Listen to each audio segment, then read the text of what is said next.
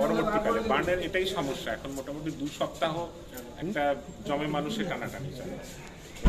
আমি দেখেছি বার্নসের প্রথম দিকে তাও ঠিক হয়ে গেল, এটা মারা যায়। প্রথমে যখন থাকলো তখন তো সার্ফেসে কোনো ব্যাকটেরিয়া বা এটা স্টেরাইল, কিন্তু এরপরে তো সেকেন্ডে ছিল এখানে আমাদের জেলা হাসপাতালে ভর্তি হলো, ওই রান্না করতে গিয়ে গা পুরো পুড়ে গেছিল, সুস্থ ছিল।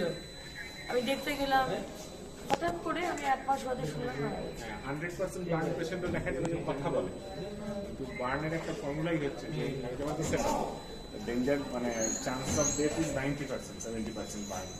মানে আমাদের একটা ফর্মুলাই আছে, মানে এজ প্লাস মানে পার্সেন্টেজ অফ বার্ন, সেটা হচ্ছে মানে প্রেডিক্টেবিলিটি অফ দ্য মর্টালিটি।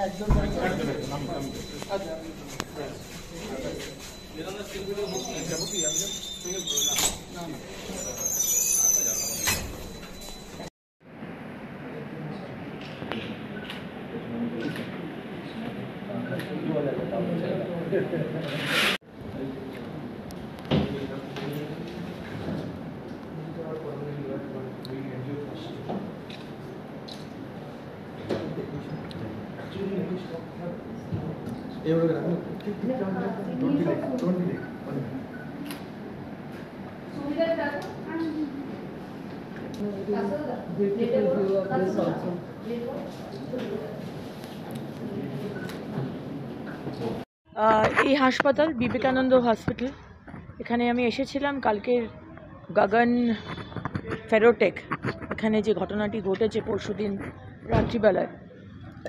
আপনারা জানেন আমি ওখানে গেছিলাম এবং আমি ওখান থেকে জানতে পারলাম যে একজন নাকি এখানে ভর্তি আছে।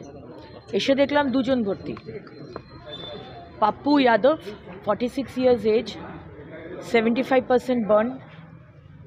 প্রদীপ কুমার সাহা 22 বছর বয়স, 50% বার্ন। 2 জনের সাথেই কথা বলেছি, 2 জনের সাথেই দেখা করেছি এবং যেটা জানতে পারলাম যে তাদেরকে শুধু হেলমেট দেওয়া হয়েছিল, তাদেরকে একটা চশমা দেওয়া হয়েছিল, কিন্তু না কোনো গ্লাভস, না কোনো জুতো, না কোনো পোশাক। একটা ল্যাপ গিয়ার না কি বললো, একটা কি দিয়েছে, ল্যাপ গিয়ার না এরকম কিছু একটা বললো, কিন্তু কোনো পোশাকও দেয়নি।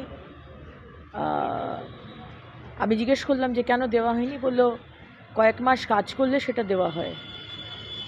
পাপ্পু কথা বলার মতো অবস্থায় নেই, যার 75% বার্ন, এবং প্রদীপ যার 50। प्रभातखबर.com, विश्वास वही, रफ्तार नहीं।